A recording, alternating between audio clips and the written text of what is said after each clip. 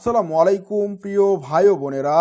আজ আমি এমন একটি আমল শেয়ার করছি যেটা করলে আপনার পছন্দের মানুষ, আপনার স্বামী, স্ত্রী, সন্তান, বন্ধুবান্ধব অথবা শত্রু যে কেউ বশ হয়ে যাবে। মাত্র ৩ বার সূরা ফাতিহা পড়ে বৃদ্ধা আঙ্গুলে ফু দিলেই ইনশাআল্লাহ অল্প সময়ই ফল পাবেন। এই আমল সহজ, হালাল, পরীক্ষিত এবং কুরআন শরীফের সূরা ফাতিহা দ্বারা করতে পারবেন। এই আমলটি কেন করবেন? হারানো ভালোবাসা ফিরে আনতে, স্বামী স্ত্রীর ঝগড়া মেটাতে, শত্রু দমন বা বদনজর কাটাতে, কারো মন জয় করতে।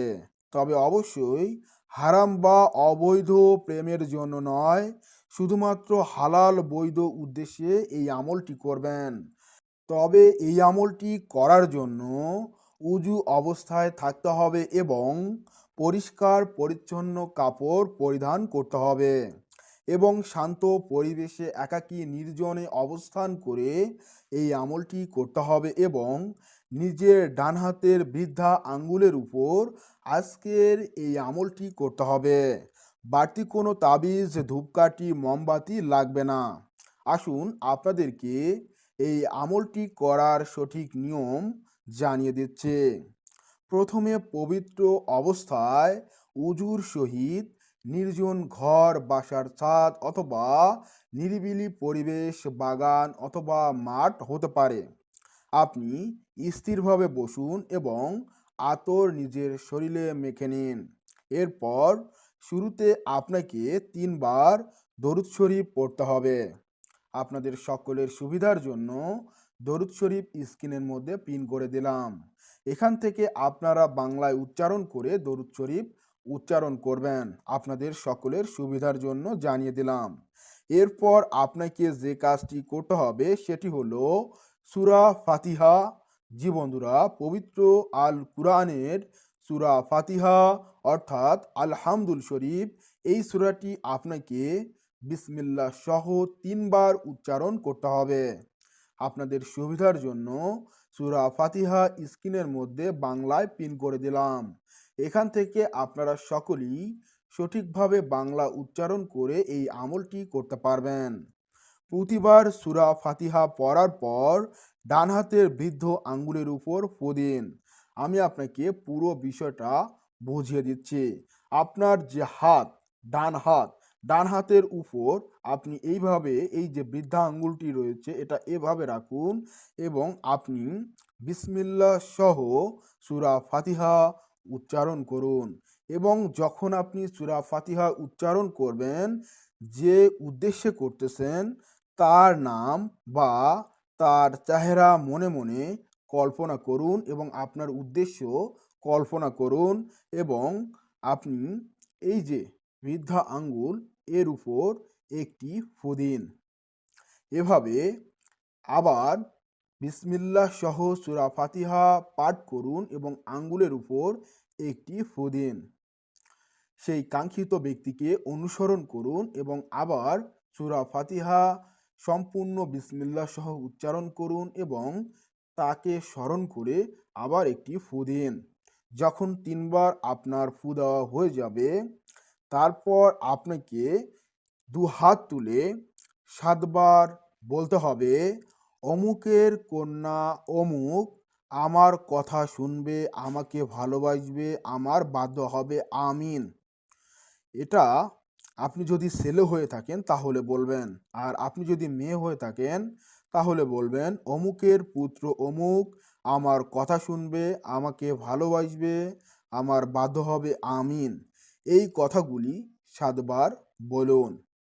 প্রিয় দর্শক, যখন বলা হবে তারপর আপনাকে আবার দরুদ শরীফ ৩ বার উচ্চারণ করতে হবে। অর্থাৎ কাজ শেষে, অর্থাৎ আমল শেষে আপনাকে আবারও ৩ বার দরুদ শরীফ পাঠ করতে হবে।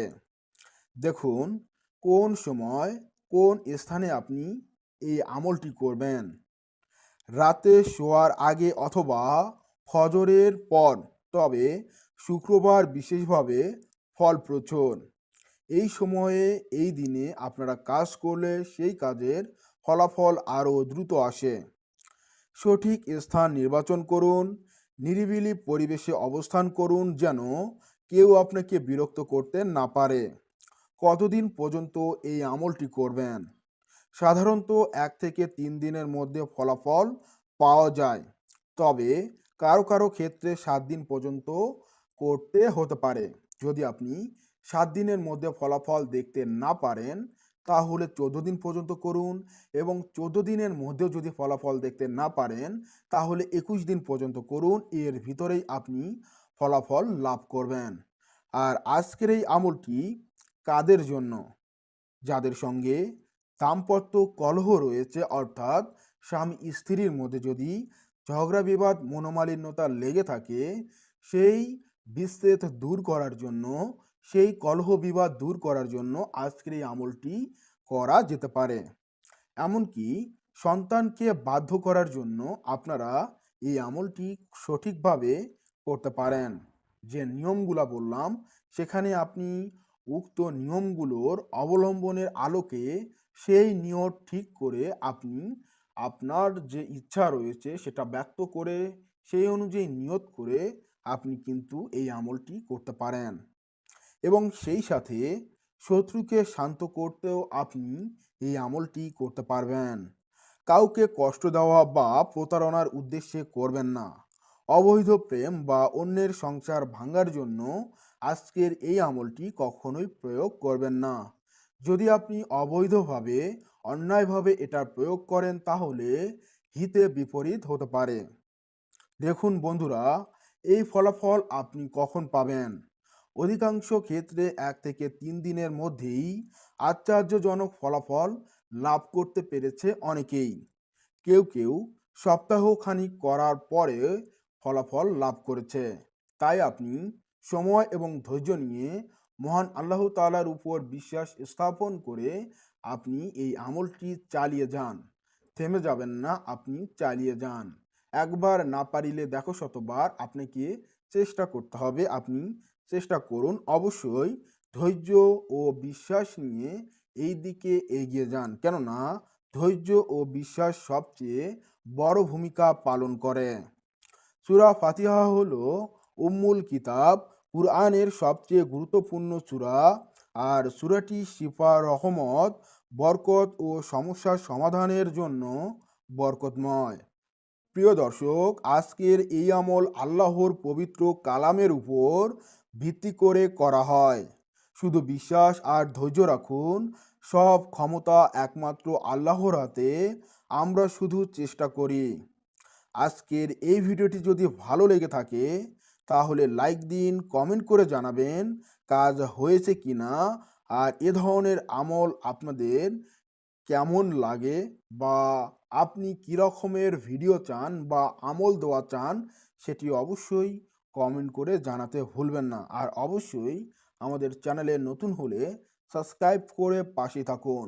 দেখা হচ্ছে পরবর্তী ভিডিওতে। সে পর্যন্ত আপনারা সকলেই আমার জন্য দোয়া করুন। দেখা হচ্ছে নেক্সট ভিডিওতে। খোদা হাফেজ।